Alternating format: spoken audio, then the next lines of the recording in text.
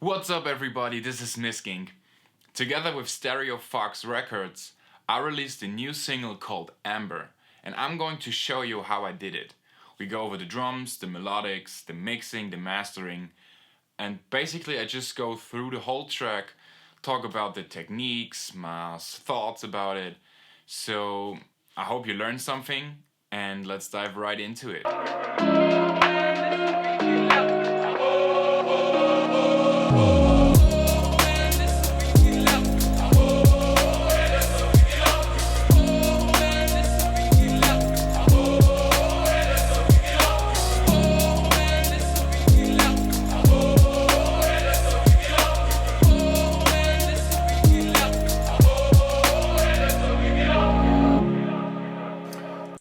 This is the project of Amber, and let's talk about the tracks first.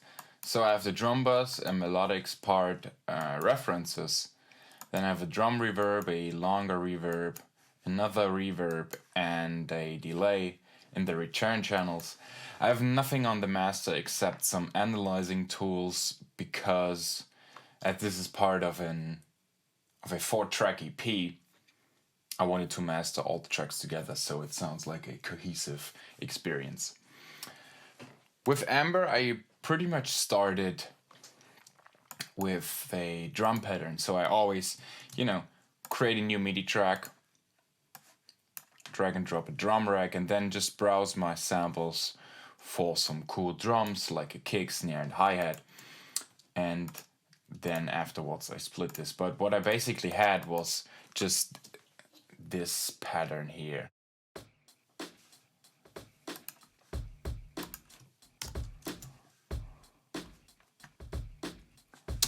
It's sounds pretty boom bap-ish. You can see I recorded this with the push here and then quantized it just a little bit so it doesn't sound too wonky. But what really makes this groove is that all the hits are slightly off grid. You have barely one hit that is really on the grid.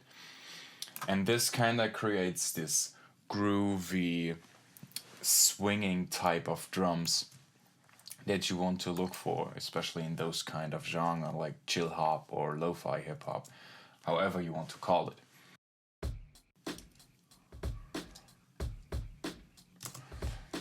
What you hear right now is just a drum break I found in my sample library. The original sounds were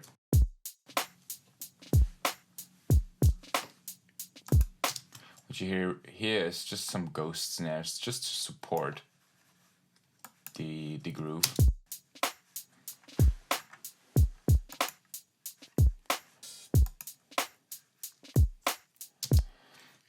And this is what I started with. So I had the drums, like the hi-hats, the kick, and the snare, and then just played around with everything. Like I layered the snare. This is like a clap, the ending of a clap. And I like that it has this little tambourine style of sound at the tail of it. Then a real clap and this rim shot.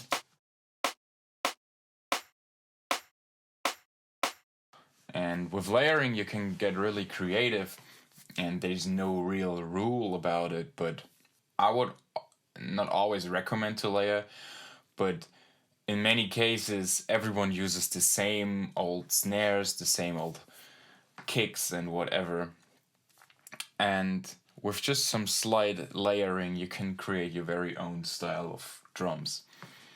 So I had the snare layered, I had the hi-hats going on here. Again, just the snare is just supporting like the groove. And I played the closed hi-hat pattern and just took the last hi-hat out of a two-bar loop and pushed it to an open hat, so you have like a real drummer would do it. I don't know. I'm not a real drummer. But that's like the core of this track. What I then did was I played around with Foley Sounds. So just grab your iPhone if you have no field recorder, but I really recommend getting a field recorder, and get out there or download some Foley Sounds, whatever. Just record something you like, just some hits, some blubs, some textures, whatever, and layer it on your track. So I had this cool loop with a really cool groove.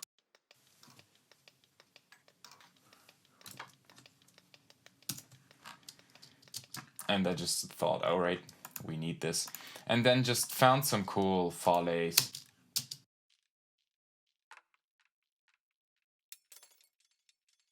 And just layered it on top.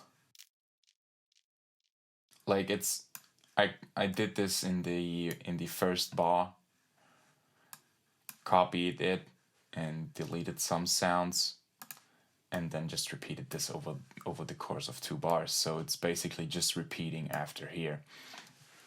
And then I did some heavy compression. So with Foleys, it tends to get really dynamic and really spiky in terms of the transients, and I just tamed this down with the compressor, EQ'd it a bit, and put on a delay with this is a 8th dotted delay, just to add some textures. Also a ping pong delay, so it kind of separated in the left and right.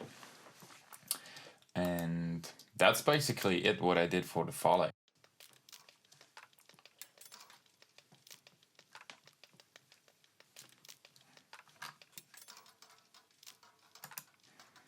So we have this.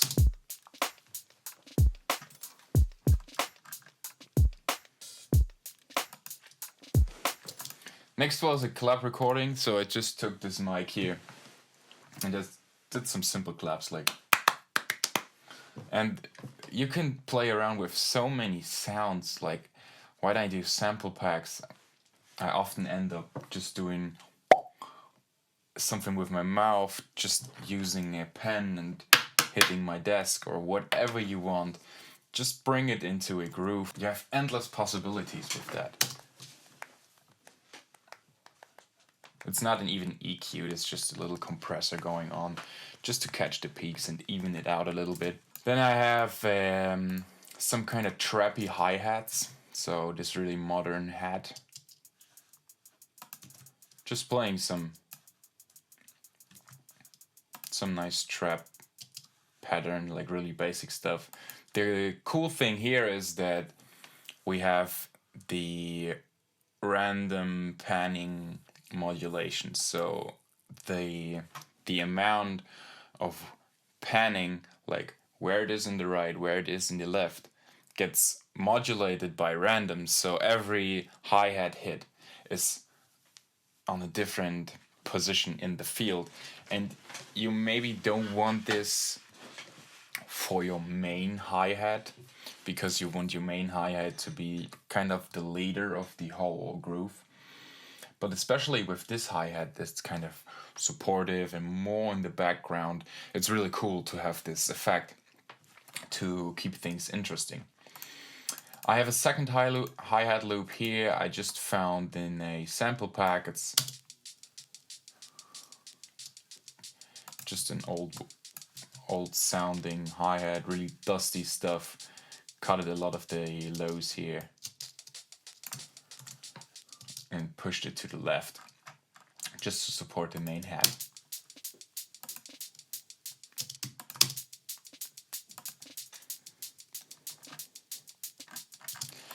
And I had most of this stuff in one drum rack and then decided to separate it just because you have a more flexible option to mix it. But you can copy this drum rack or the pattern, and like I said, or like I showed you earlier, this is the drum loop, a break loop, that's just essentially copying like the hi-hat, snare, and kick pattern, and placed all those little slices here. And this is cool because you can layer your main kind of clean drums with a more dusty, more acoustic kind of break loop, and you get the best of both worlds.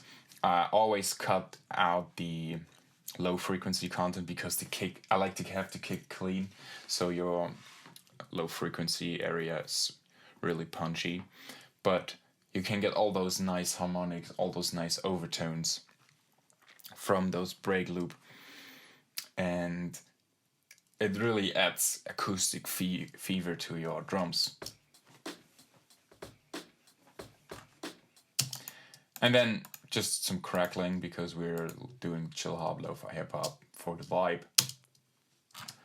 And that's it for the drums. I have this little cling sound just to kind of have a crash, but I didn't want to use an actual crash because I was feeling like, you know, can do something different. But here are the main drums.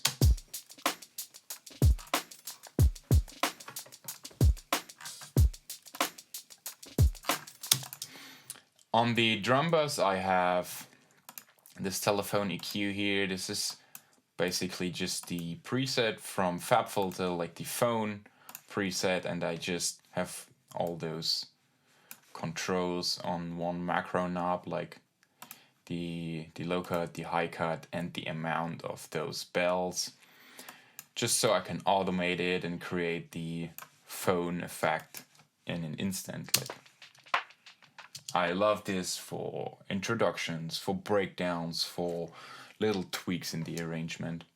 So this is on the drum bus. I have a low cut here just to get rid of all the unnecessary sub-frequencies that just take away energy of your mix. And then I have the soft clipper here, which is just a glue compressor but with no compression going on. And I have two utility tools, one in front of it, one in the end, just to kind of even out the gain. So if I increase this knob here, it increases the gain of the utility tool before the compressor with the soft clip turned on, and it increases the makeup gain, so it really pushes into the soft clipper the more I turn up this knob. But at the end, it gets reduced by the same amount of gain, so I don't end up with a super loud signal, but rather a signal that is just clipped, and I can really hear the difference when I turn on and off the tool. And soft clipping is great because it kind of limits your transient in a really crunchy and gritty way. So yeah, that's basically it for the drums.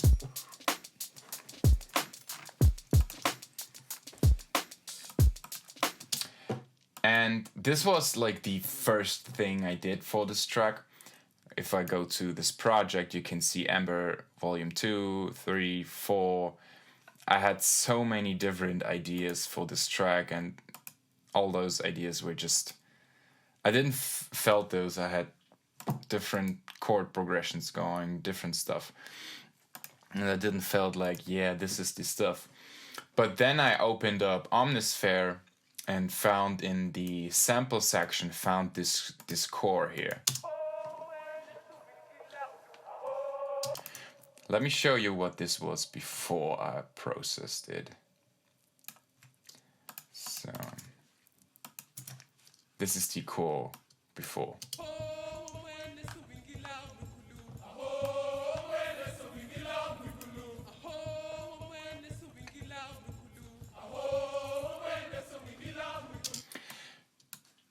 What I really loved about this sample was that it has this question answer kind of style, like the single person chanting something and the whole group is kind of answering. And I wanted to implement this into my track. But what was really necessary here is because if you turn on the click,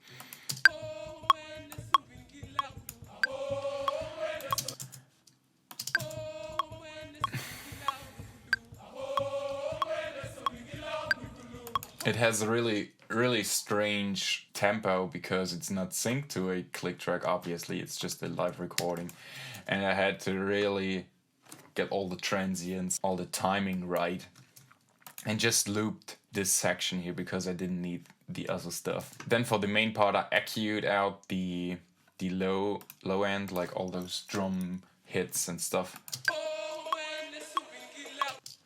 You can hear the tambourine, but that's alright. I then have just some compression going on. You don't need the UAD stuff, that's not necessary. You can also do it with the Ableton stock plugins or whatever you like. Then I have a doubler by Waves, and this is just creating 2 tracks on the right and on the left to kind of make the original signal sound wider and fuller. And then the telephone EQ like I had in the drum bus just for arrangement stuff and some side chaining. The interesting part is where I did the automations. I automated the sends to the reverb and the send to the delay because I wanted to have the question, like the single singer chanting, kind of really dry, and the answer to be really big, and I wanted to achieve this by sending the answer into the longer reverbs. If I just turn on the reverb,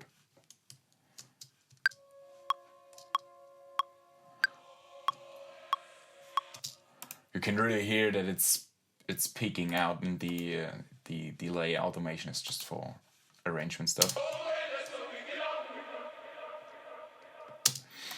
But I wanted to have the answer of the core to be really big, really bright, and really taking the whole track. So I automated this, and I really like the effect of it, so I took it. For the rest, I had this pad going on here.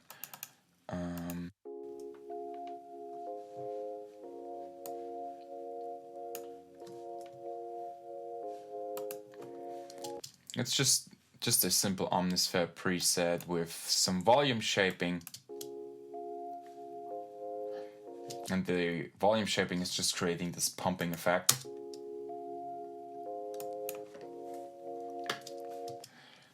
I like to have this on my pads and my chords because you can really push the rhythm of the track with just creating a simple pumping effect.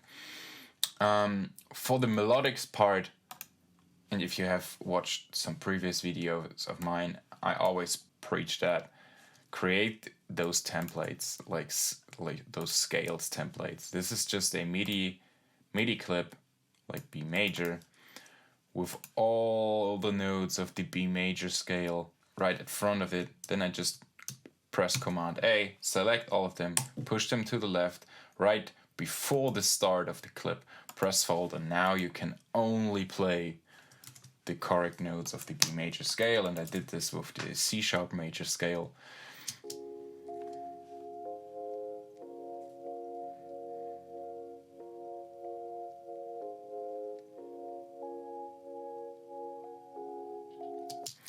And it's pretty basic stuff here, I guess. I mean, it's the 1 chord, then the 5 chord, and then it's the 6 chord. And it's just repeating, but with an inversion going on at the 2nd bar, so it doesn't sound the same all the time, and it's all connected by this tiny melody here, which is the F, getting repeated for the course of 3 bars, and then just a slight variation at the end with the G sharp and the F sharp.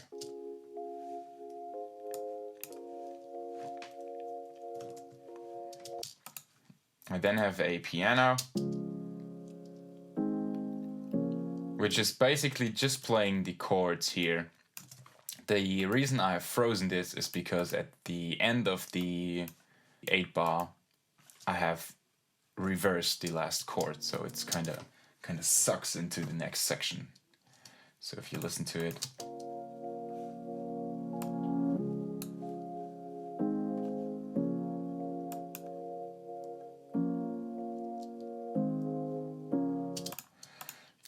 I I then have some cassette keys. This is like from Phono Loops, a contact library. Looks like this. It's really pitch modulated, distorted sound. And this is just repeating the melody. Like, I supported the original chords with the piano and the melody with these cassette keys.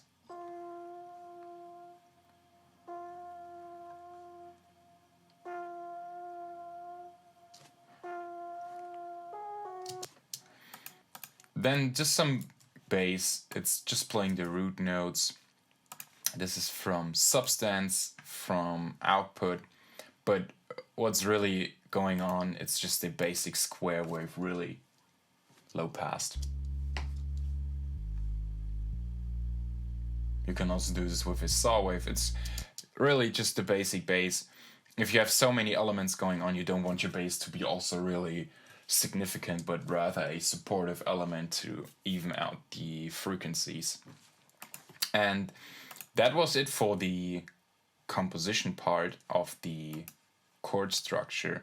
I then have a lot of tape modulation going on, like the pitch modulation with this wow and some flutter effect coming from different tools. This is the tape tool by Elephant. It's just Ableton stock plugins in a cool way, rearranged and modulated, and can get really cool results with it.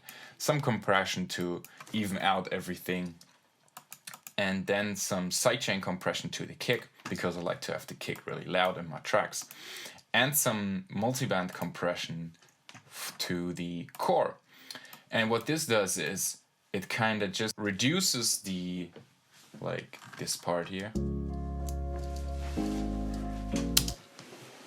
and reduces only the frequency area from 370 Hz to 5.8 kilohertz when the African core is playing. So you don't duck your very highs, and you also don't duck your bass, but rather just the frequency area where the core is playing. So you make room just for the core, but keep everything kind of glued together and not just duck the whole volume of it. What you heard here is just a guitar up from a contact library, the Evolution Jazz Archtop, and it's just playing just the C sharp and F with some Haas delay going on to keep this really bright, and it's just supporting the main stuff.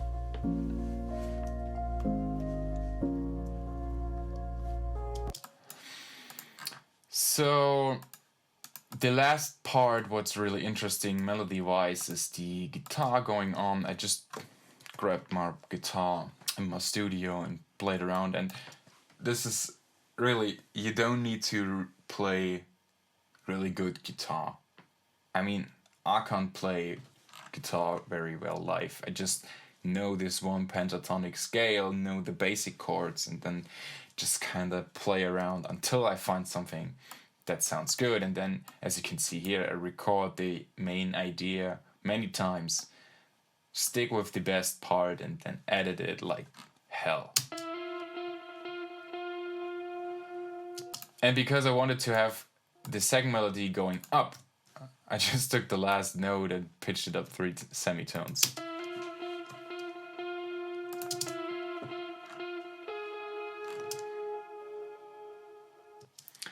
And then I have some GTR tool rack here with, it comes with so many presets, it's insane.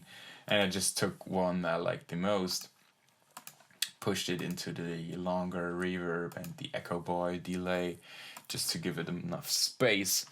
And yeah, that's basically it.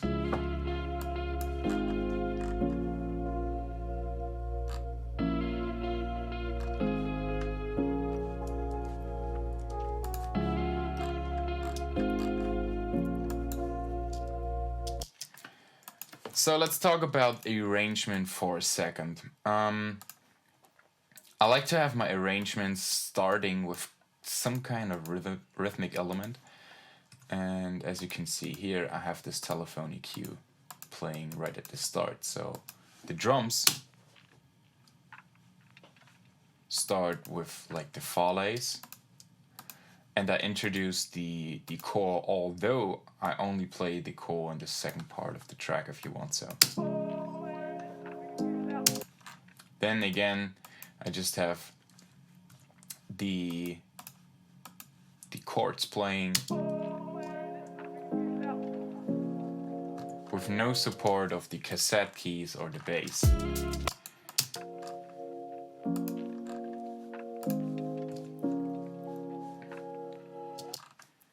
Then I have, like, this is something I use regularly. This is a reversed guitar sound, and you just create this by resampling the very first part of the sound you want to reverse. You have this one. Then you reverse this. Put a reverb on it with 100% wet, freeze and flat this, and reverse it again, and then you have this beautiful kind of ramp into your main sound.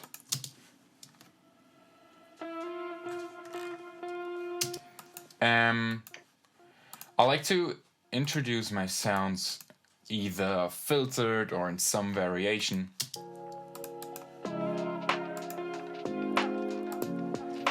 Also in the second part of the introduction you can hear that some drums are coming in, like from the kick and snare. I don't introduce the break loop and the full hi-hats here.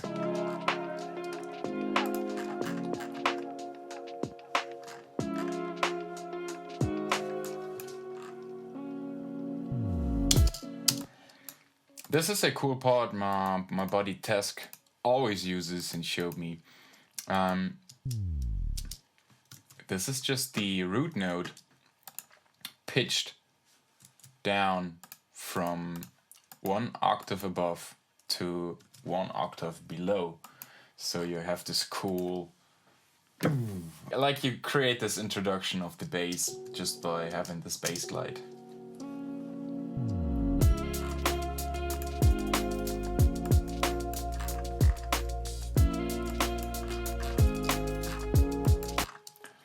And then again, with the telephone EQ, it makes arranging stuff so easy, because you have a really cool effect of creating some bridges.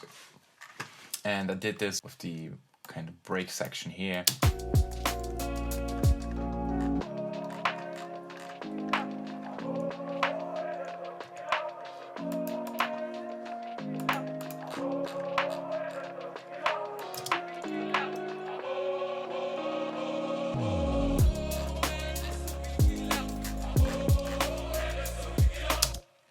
And that's basically it, and the whole track ends with just the piano playing.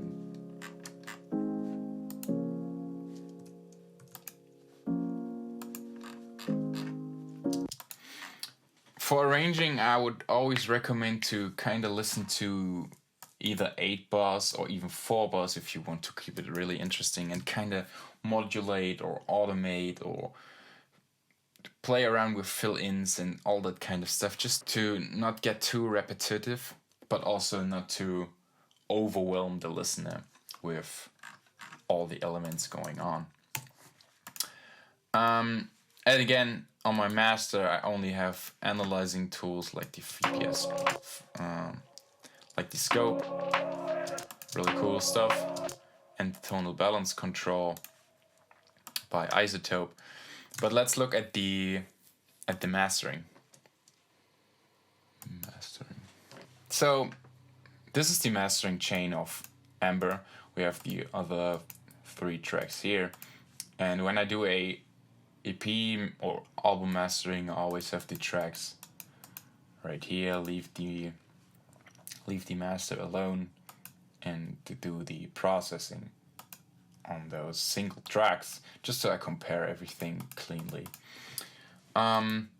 First things first, I kind of got used to exporting stuff at minus 0.3 dB peak, just so you don't have any issues with Spotify lowering the volume of your track or whatever. For this track, well, basically for every track, I always start with a FabFilter Pro EQ in linear phase.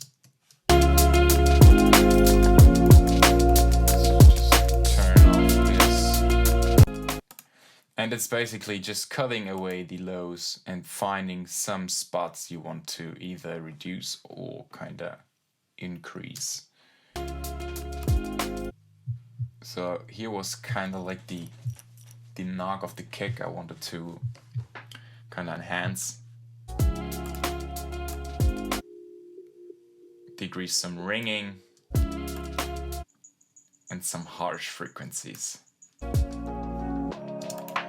Then comes the new cheat code of the music industry, the Soothe 2 by Oak Sound. This is a kinda intelligent resonance suppressor, if you want so it kind of sees where some resonances are, and depending on what you set up here, it reduces the resonances. And it's so clean, it's dynamic, it's really easy to use. It's really a no-brainer. If you have the money, get this tool. It's just like magic. Then I have some compression going on, just maximum 2 dB. The Kotelnikov is cool. It's a mastering compressor, sounding really well on the master, just 1 dB of gain reduction. And then the Ozone. Ozone, I not always use the Ozone to master my tracks. In this case, I wanted to have this, and I started with the Magic Cue. The Magic Cue is cool because you can go to your presets and use the pink noise as the reference, and what it does is it's kind of captures the reference, captures your signal, like your mix, and kind of see where it can add or reduce frequencies just to even everything else and gets both signals together. And the pink noise is kind of like a really flat sounding noise, really tuned to your hearing, because white noise is technically all frequencies at the same level, but because our hearing is different, we tend to hear white noise as being a little bit too bright, while pink noise is technically looks like this in the frequency curve, but because of our hearing, we really hear pink noise as really even. And I wanted to have the pink noise as my reference and push all the frequencies that are missing a little bit into this direction. Then I have some exciting going on just in the sub frequencies, some compression just to control the lows. Again, not too much compression. If I see myself compressing more than 2 or 3 dB, I know that I need to go back to the mixing stage. Then an imager, just to kind of make the bass more mono and the highs a little more stereo. Some vintage tape because I like the sound of it. Then I push everything into the vintage limiter because it has a kind of a sound to it until it starts to apply gain reduction. And then use the maximizer to really make things loud.